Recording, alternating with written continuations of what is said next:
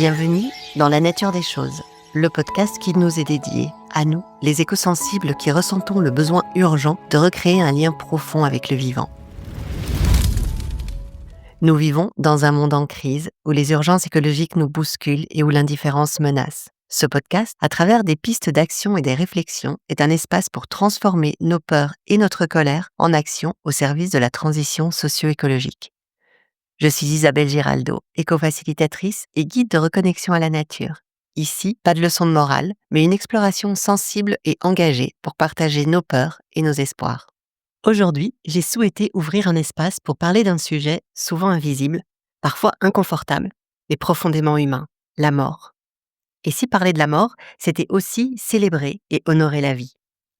À l'approche de la Toussaint et du festival de Samhain, j'ai invité Anaïs, co-animatrice de Café Mortel à Bordeaux. Elle va nous partager son expérience de ces cercles où l'on vient déposer sa peine, honorer ses morts et célébrer ce lien qui continue au-delà de l'absence. Dans cet échange, nous évoquons la place du deuil dans notre société, les rituels qui nous relient et la manière dont ces conversations peuvent apaiser nos émotions écologiques. Ce deuil plus vaste qui touche la terre, les rivières, les forêts et les espèces disparues. Puis à un moment donné, je pris la parole et j'ai dit: «Mais non, mais en fait, mais moi, je vais faire un café mortel sur les rivières, sur l'air, sur les animaux, sur les insectes». En fait, j'ai envie d'aller au-delà des humains parce qu'il y a pas que eux. Anaïs nous parle avec justesse de cette tendresse qu'on peut porter à ceux qui meurent et de la beauté qui naît quand on ose en parler ensemble. Je t'invite à écouter cet épisode comme une traversée, un moment pour ralentir, pour ressentir et pour te souvenir que tout ce qui vit porte aussi en soi le mystère du cycle, de la fin et du recommencement. Bonne écoute!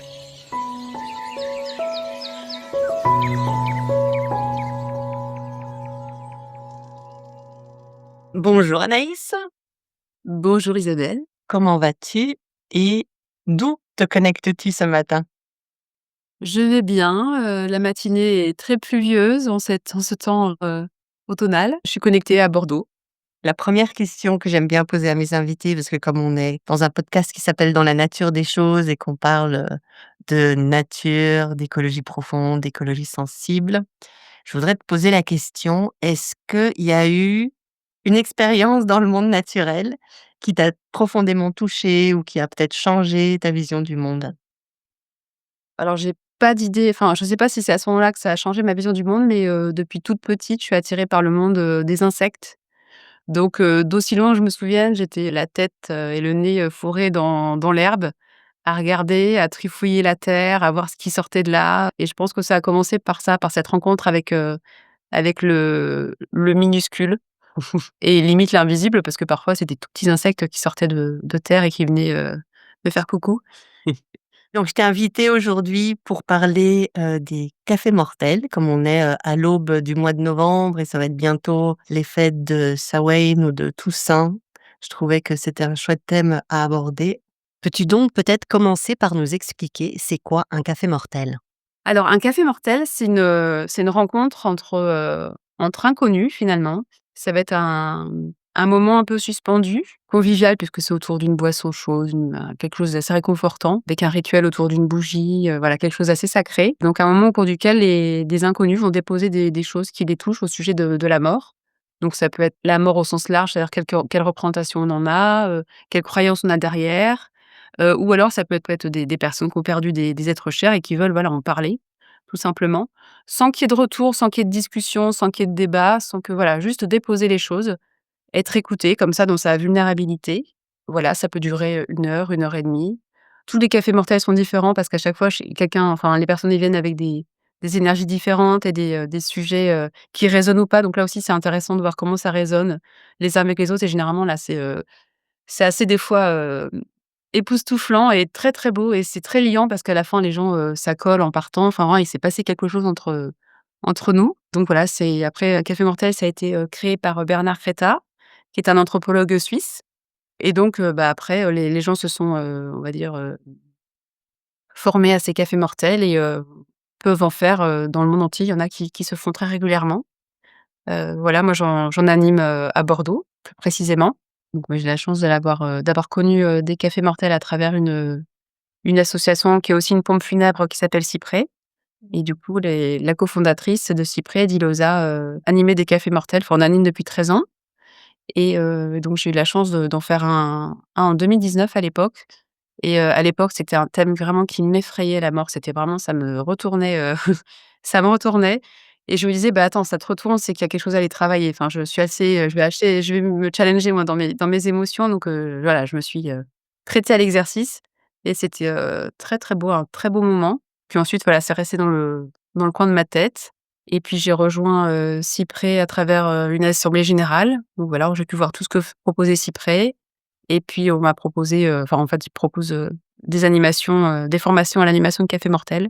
Donc ça s'est fait, de cette façon-là et du coup, j'en fais depuis une petite année maintenant avec l'équipe parce qu'on fait ça, on fait ça en co-animation. On est toujours 2 pour, s'assurer que le cadre est quand même, bien respecté parce que bon, c'est des thématiques, tellement lourdes parfois que voilà, il faut que le cadre soit quand même très soutenant et très très respecté pour éviter enfin voilà, pour que les gens se sentent en toute sécurité, dans le cadre de nos cafés mortels.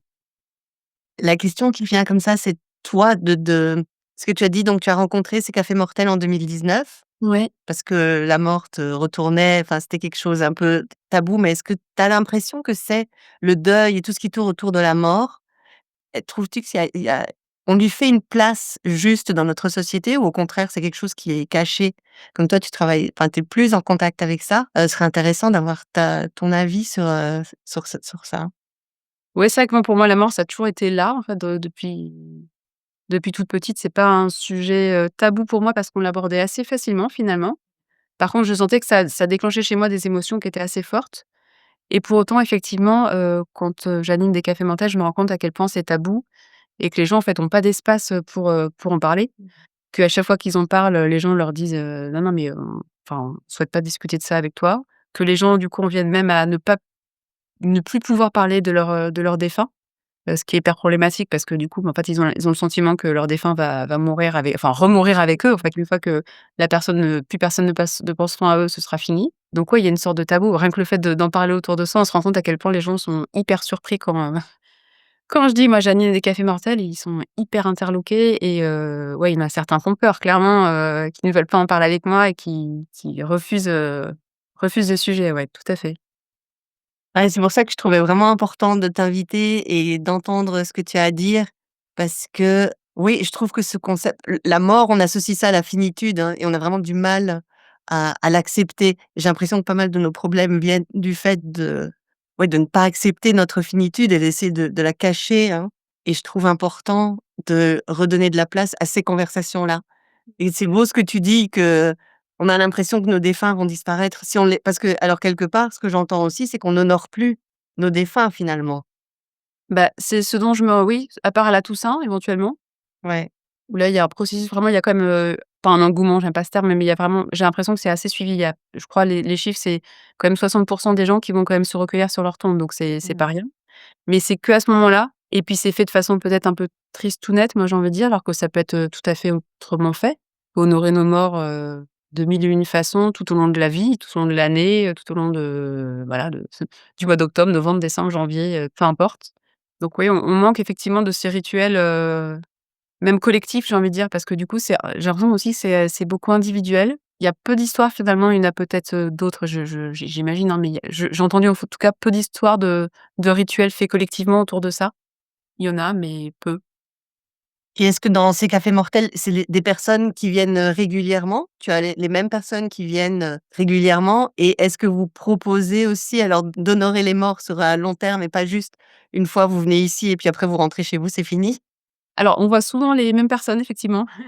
Il y a des personnes qui font vraiment, là pour le coup un travail, de longue haleine j'imagine sur, cette thématique-là, puis qui ont besoin d'en parler en fait tout simplement, sans être jugées et dans un espace, safe. On voit aussi beaucoup de nouvelles têtes. Enfin moi j'ai vu beaucoup de nouvelles têtes, parce qu'en fait les cafés mortels ont lieu oui j'ai oublié de le dire, les cafés mortels ont lieu dans des lieux publics.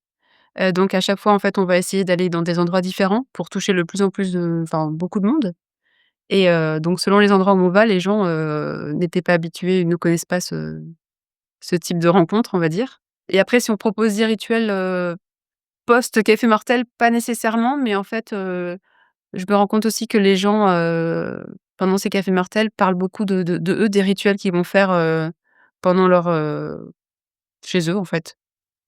Donc il y en a effectivement qui vont allumer une petite bougie, qui vont refaire un plat, qui vont mettre en place un hôtel, par exemple, là, pour le mois de d'octobre-novembre, donc là, ça j'ai l'impression que ça rentre un peu plus, dans les mœurs, si on peut dire. En tout cas, ils ont ce besoin-là.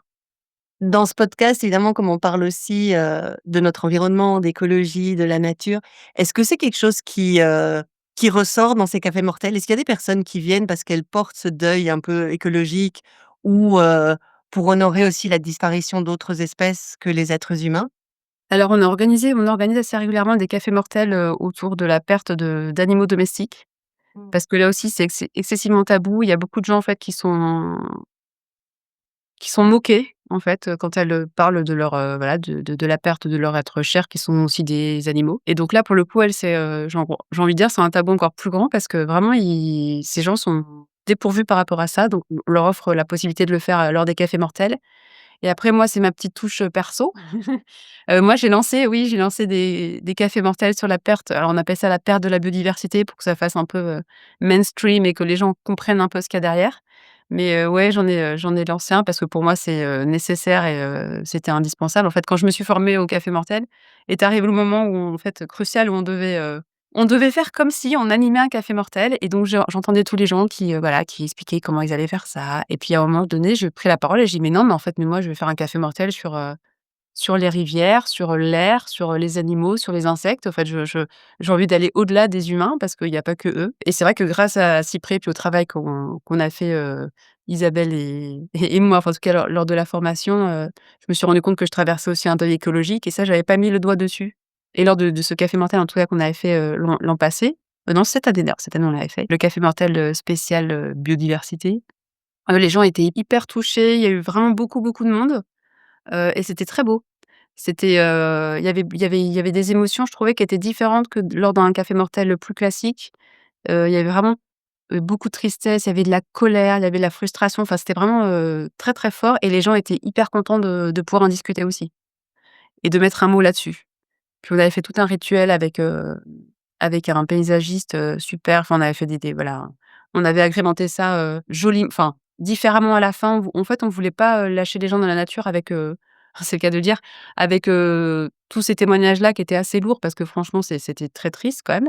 On a permis à chacun en fait de prendre d'écrire sur une feuille d'une espèce, d'arbre à Bordeaux, le nom de l'espèce ou le nom de, je sais pas, de l'insecte ou le nom du chat, je ne sais pas, voilà, qu'ils avaient perdu, pour en faire en plus, enfin, pour le déposer sur un autel et pour faire quelque chose un peu plus léger, si je puis dire, à la fin, enfin quelque chose qui puisse encore plus nous lier, tous et tous ensemble, et puis on est reparti avec des fleurs, voilà, on a fait quelque chose voilà, qui se voulait gai aussi, surtout en clôture de ce café mortel, très spécial. Ouais, c'est beau ça. J'ai des frissons en t'entendant. Et c'est tellement important et c'est vrai, je pense, tu as touché du doigt aussi quelque chose dont j'ai aussi déjà entendu parler plusieurs fois quand je parle de deuil. J'ai certains participants et participantes qui me disent: «C'est vrai qu'on est dans une société où il y a un peu une genre de hiérarchie du deuil», Mmh. comme tu dis très bien et en fait, finalement, je me suis rendu compte que perdre un animal de compagnie, pour certaines personnes et même ça peut être, aussi dévastateur que perdre un être cher et qu'il y a pas de raison, en fait, que ce soit vu comme moins important et qu'il y a même, parfois je me dis: «On est dans une société tellement compétitive qu'il y a même ce truc, ce non, mon deuil, enfin ma perte est plus importante que la tienne». Mais non, nos pertes, elles sont toutes aussi importantes les unes que les autres et c'est vraiment beau que vous offriez, cet espace, c'est un beau cadeau. On parle aussi, tu sais, dans le pour, les auditeuristes qui ne le savent pas, tu as suivi aussi la formation en éco-facilitation, donc tu es aussi ouverte à tout ça, aux émotions écologiques, comme tu as parlé au deuil écologique qu'on a à faire aussi et souvent je dis qu'on a besoin de 2 types de personnes. C'est les personnes qui vont accompagner la naissance du nouveau monde, de ce monde dont on rêve, mais il y a aussi les personnes qui doivent accompagner la fin de ce monde-ci et toi, je trouve que tu as bien trouvé ta place dans l'accompagnement de la mort, finalement. C'est quand même pas commun. Est-ce que d'abord, ma première question, est-ce que tu te sens bien à ta place? Quand Bah, tu j'avais fais pas pensé à ça, mais ouais, bah, en fait, je pense que oui. Ouais, ouais, en tout cas, j'ai pas de difficulté à aborder le sujet contrairement à d'autres personnes, donc je sens que déjà que ça, il y a peut-être une petite différence de place effectivement, et puis je me suis rendue compte à force de parler du fait que je j'animais des cafés mortels, en tout cas, c'était un sujet qui m'était, pas tabou, que les gens venaient un peu plus aussi naturellement vers moi pour en parler. Je pense à mes collègues, par exemple, qui se disent: «Ah bah tiens, Anaïs, elle, bon, je pense que je peux en parler», du coup, qui me livrent des choses peut-être qu'ils ne font pas aux autres. Aussi dans le cadre du travail, j'ai pu exposer, publiquement ce que je faisais parce qu'on avait une présentation, plénière, au cours de laquelle on expose, nos activités, on va dire, extrascolaires. Ex je dis scolaires parce que je travaille dans une école, voilà, et donc je pense que j'ai été un peu, identifiée comme étant une personne qui pouvait en parler, facilement, avec qui on pouvait l'aborder. Donc c'était peut-être plus facile pour d'autres, de venir me voir pour le faire, en tout cas pour en discuter. Et la question qui me vient après, qui est peut-être un peu plus difficile, est-ce que, tu arrives toi à mettre tes limites par rapport à ce que tu dois accueillir énormément de tristesse, et il y a comme tu dis, il y a beaucoup d'émotions, ça doit être très chargé, émotivement ces cafés mortels. Comment est-ce que toi ou qu'est-ce que tu mets en place pour pouvoir accueillir ça et pas te laisser complètement submerger par les émotions des gens? Et la question suivante, ce serait et toi, après un café mortel, comment toi te sens-tu? Bah, ce qui est pour des émotions, c'est l'intérêt alors on dit animer, mais pour moi, c'est plus de la facilitation. C'est comme on est inclus dans le cercle, bah, nous aussi, on est parfois touchés aussi, enfin, je suis parfois aussi touchée par les émotions, et au dernier café mortel, on était, je pense qu'on était tous en train de pleurer parce que c'était beau ce qui se passait. Donc je l'accueille, voilà, je l'accueille, en fait, hein, c'est comme ça. Puis ça permet aussi à l'autre de se dire: «Bon, bah, si la co-animatrice, pleure, bah, c'est que je peux aussi le faire». Donc en fait, c'est ça libère un peu, bah, ça libère beaucoup la parole et les émotions. Oui, effectivement, ça peut être chargé en émotions, mais je trouve ça tellement beau, en fait, que les gens se livrent se livrent, c'est un voilà, lapsus révélateur, se livrent et se libèrent de tout ça, que en fait, je trouve ça juste magique, en fait, même si c'est de la tristesse, effectivement, mais bon, ça fait partie de la vie, on est triste, on est en colère, on est gai, c'est ainsi, c'est comme ça.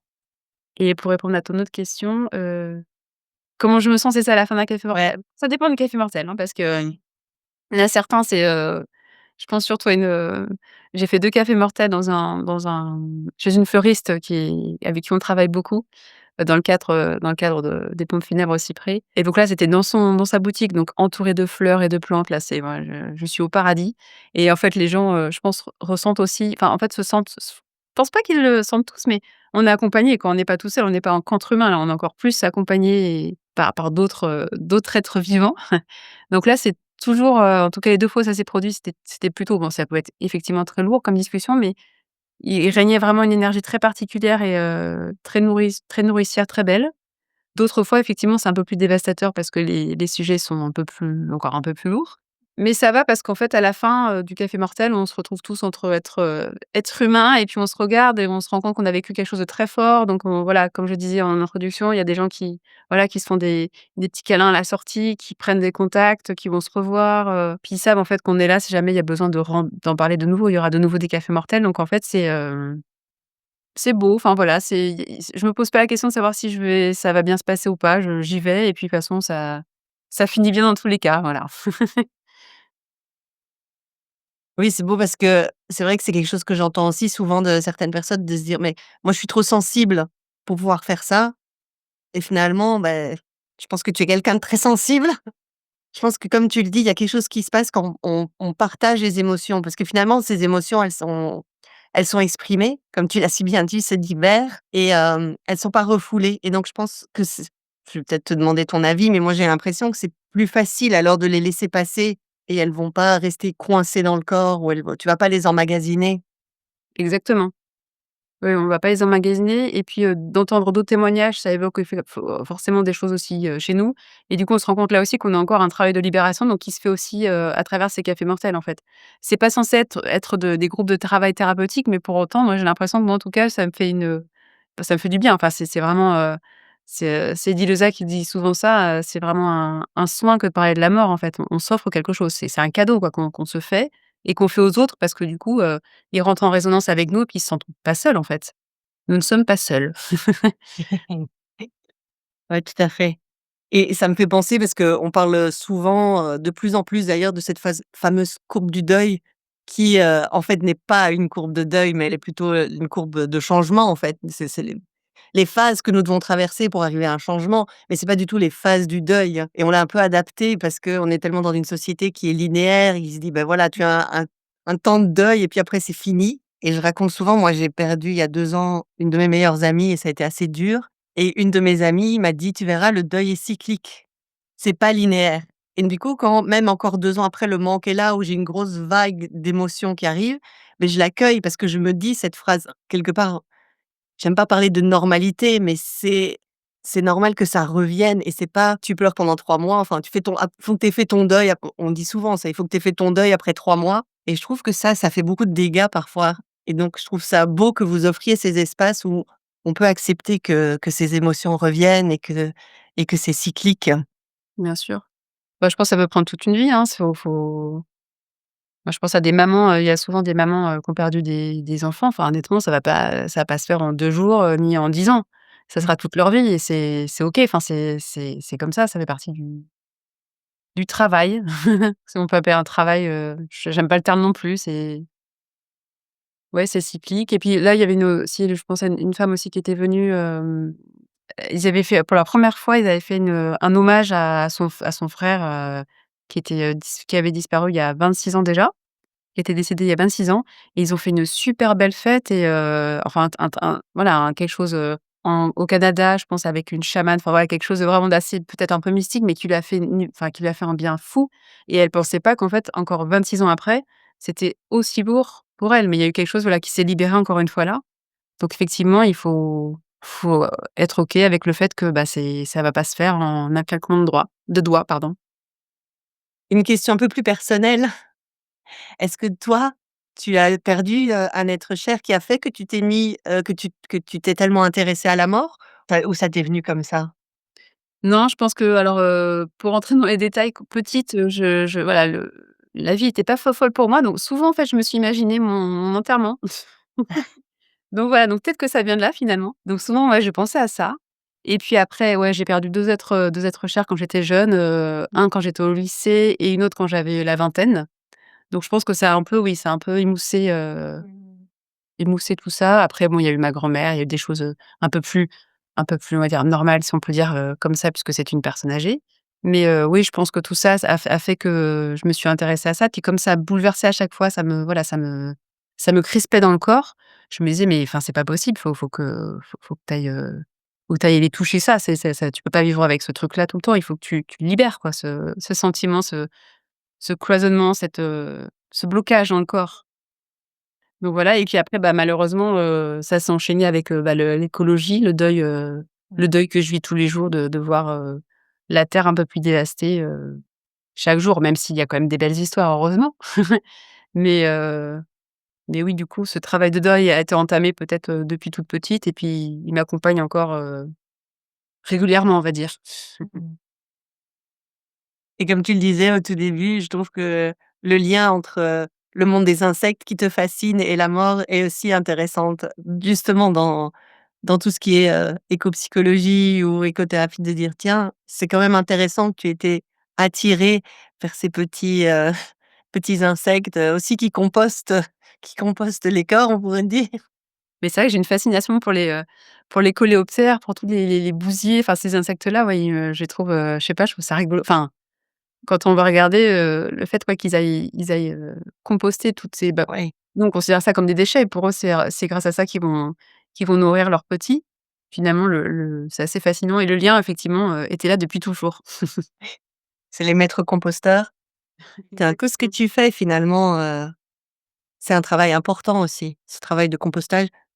Du deuil, de la perte des êtres chers, mais comme tu le dis aussi si bien du deuil, du deuil que nous vivons actuellement et j'ai même envie de sortir un peu de c'est pas que le deuil écologique, c'est aussi vraiment enfin pour moi, je le vis comme la fin d'un monde. Ce système ne peut plus fonctionner, comme il est et donc on doit aussi faire le deuil de ça. Oui. Et alors une autre question qui me venait aussi parce qu'on en a pas beaucoup parlé, mais on a commencé à un peu l'effleurer, cette fameuse éco-anxiété.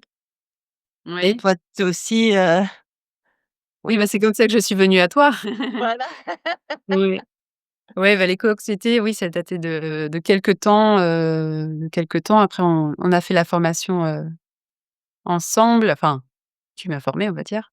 Alors ça moi, je trouve que ça va beaucoup mieux qu'avant, peut-être parce que je me suis rendu compte justement, j'ai mis des mots sur le fait que je vivais un deuil, rien que ça. Moi, je Mmh. c'est vrai que je m'étais pas rendu compte que c'était ça finalement, c'est que, bah, il faut dire au revoir, en fait. Voilà, c'est comme ça. Et et du coup, ouais, ce travail-là, enfin la formation m'a fait beaucoup de bien et je pense que les cafés mortels, participent aussi du bien que je me fais avec, Oui, à ce c'est sujet-là. ça un peu ma question, c'est est-ce que les cafés mortels t'aident à prendre soin justement de ces émotions écologiques? Oui, exactement, parce que finalement, ce qu'on enfin, on peut faire le parallèle, on aborde, le deuil de souvent de personnes humaines, mais finalement les émotions qu'il y a derrière sont les mêmes que pour les autres types de deuil, dont celui de l'écologie et donc l'éco-anxiété, va en diminuant parce que j'accepte de plus en plus, ces émotions. Mmh. Mmh. Et quand toi tu fais un café mortel, tu partages aussi? Tu veux mes expériences ou ça?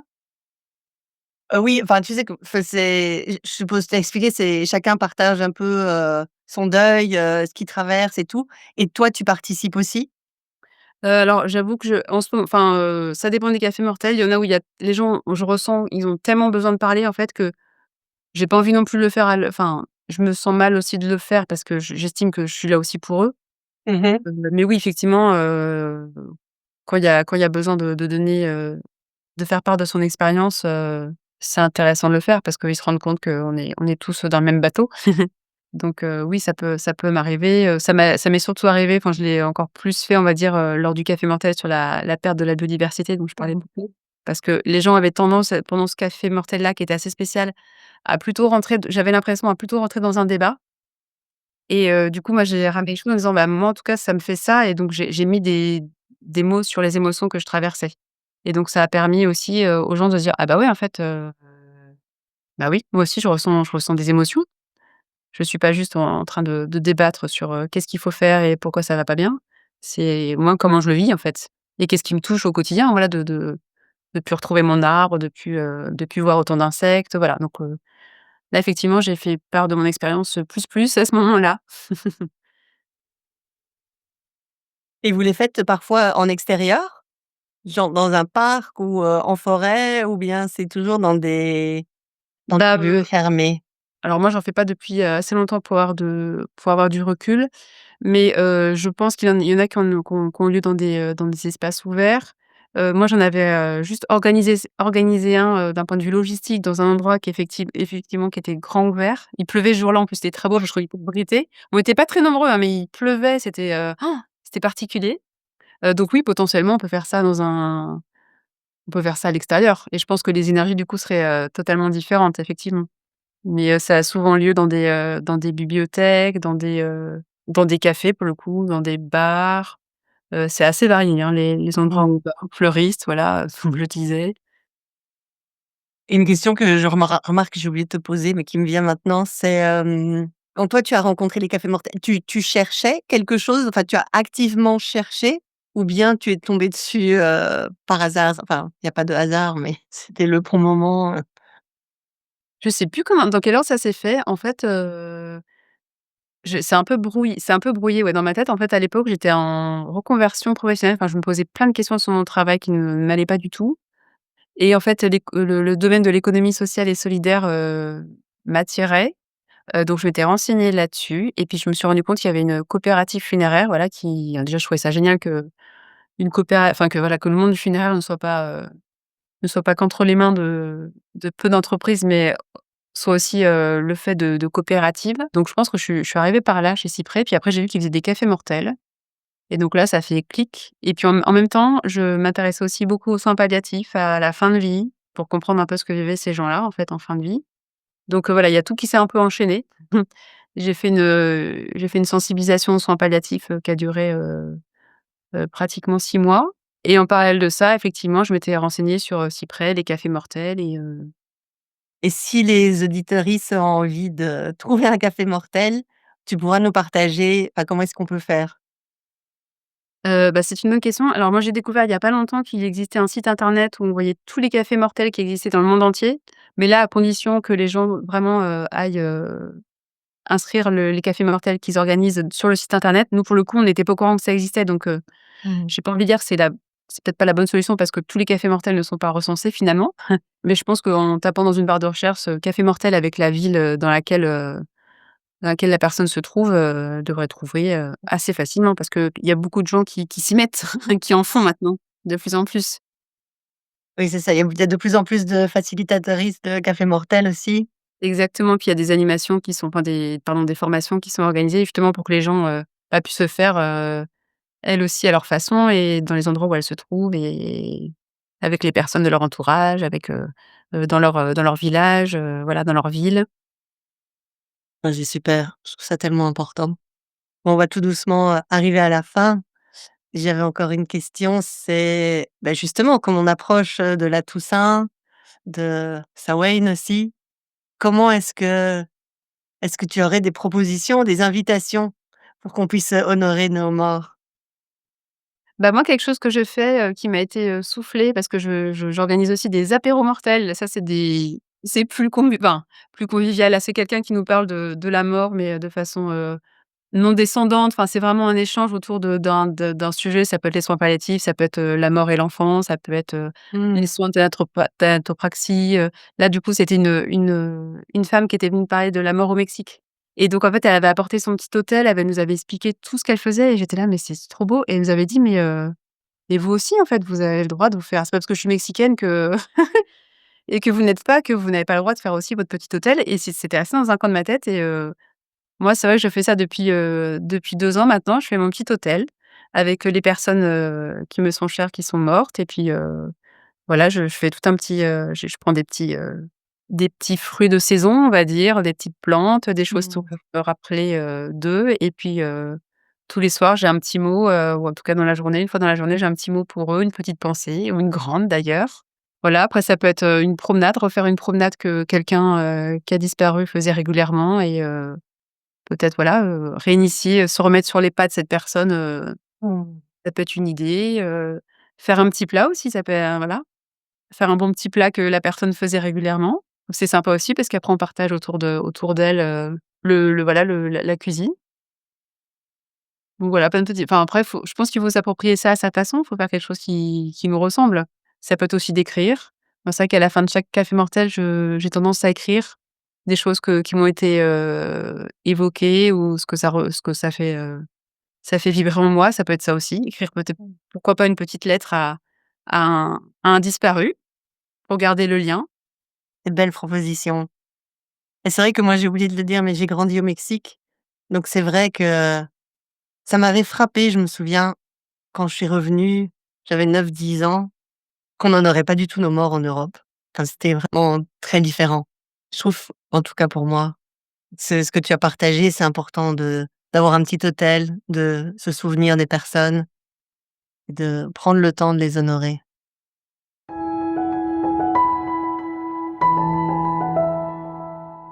Et voilà, j'espère que cette conversation avec Anaïs t'aura touché autant que moi. Parler de la mort, c'est souvent parler de ce que nous aimons le plus profondément. C'est redonner une place à ce qui a été perdu, mais aussi à ce qui continue de vivre à travers nous. Peut-être que cet épisode t'inspirera à créer toi aussi des espaces pour honorer tes morts, à ta manière, par un geste, une promenade, un repas, une bougie, ou simplement une pensée tournée vers eux et elles. Si cet épisode t'a plu, tu peux soutenir le podcast en t'y abonnant sur ta plateforme d'écoute préférée ou en laissant un commentaire. C'est un geste tout simple, mais qui est vraiment fort apprécié, car il m'aide à faire connaître dans la nature des choses et à faire vivre ces conversations sensibles autour de notre lien au monde naturel. Merci d'avoir écouté cet épisode jusqu'au bout et surtout, prends soin de toi, de celles et de ceux qui t'entourent et du monde qui patiemment continue de se transformer. À très bientôt pour un nouvel épisode de Dans la nature des choses.